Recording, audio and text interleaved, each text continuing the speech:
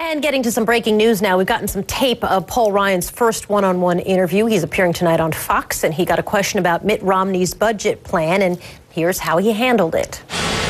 Budget plan that you are now supporting would get to balance when?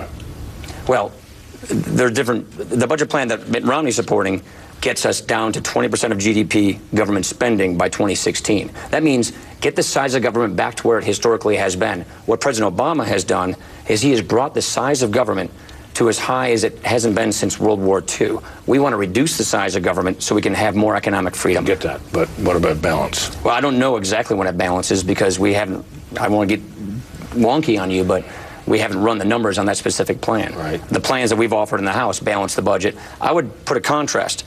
President Obama never once, ever, has offered a plan to ever balance the budget. The United States Senate, they haven't passed a budget in 3 years. I understand that, but your own budget that you You're talking about the House budget. I'm talking about the House budget. Yeah. Right. I mean, this is your budget is going to be a central issue in this. The House budget. The House budget. Does that contemplate the House budget doesn't budget until the 2030s under the current what we call measurement of the CBO baseline. We believe if we get the economy growing, if we get people back to work, we'll balance the budget within 10 years. All right, back now with political analyst Roland Martin and Republican strategist Ana Navarro. Roland, I will start with you on this. What was your takeaway from that? Clearly, there was a difficulty in articulating exactly what the Romney budget was, and he said he hasn't run the numbers on it.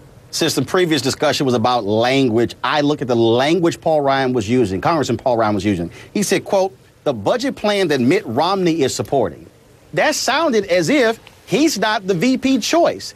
Romney made it clear that he is advancing his own budget. So Congressman Ryan might want to get on board of the Romney plan since Romney picked him. Then he also kept saying that we in the House. Then he said that we believe that the budget can be balanced in 10 years. Well, who is we? Is it his House budget or is it the Romney budget? He's the VP candidate who should be supporting Mitt Romney's plan. Sounds like he isn't fully convinced yet. So, Ana, it was interesting to hear, I thought, Paul Ryan constantly trying to sort of shift back, and this is clearly a strategy because you've seen it a lot, to the contrast between the Romney-Ryan team and what President Obama is presenting. And Brit Hume was very much sort of keeping him back on track to talk about either the Romney budget or the Ryan budget.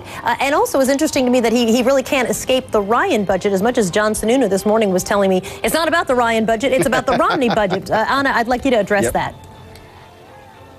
Well, look, it is about the Romney budget, but in order for it to be about the Romney budget, they've got to run the numbers. And they've got to get very sharp about the contents of the Romney budget. If I frankly, give him some slack today, he's been at this now for 3 days. He's been in the House and he's been talking about his plan for many, many years. This is his third day on the job.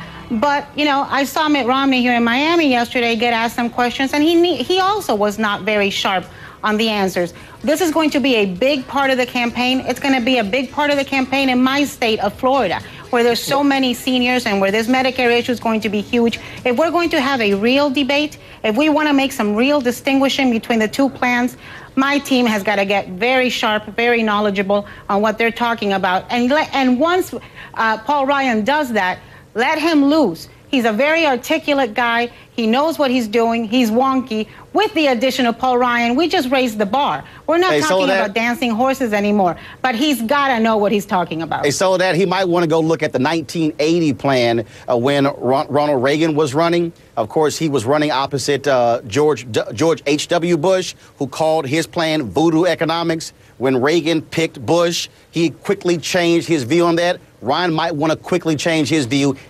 At some point, Congressman Ryan is going to have to let go of his budget because he is not the candidate. And it feels like, based upon that interview, he does not want to let go of it because that's what made him a darling of the party. How much of that, Ana, is that with a lack of details about the Romney budget, everybody kind of goes back to the very, very detailed Ryan budget that obviously the new VP pick knows a lot of details about?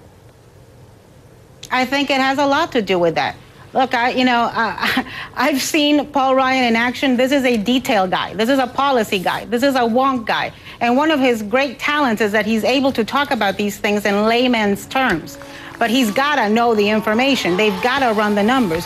They've got to be able to do a comparison and contrast of the two plans. And so, you know, Paul Ryan is coming to Florida this weekend.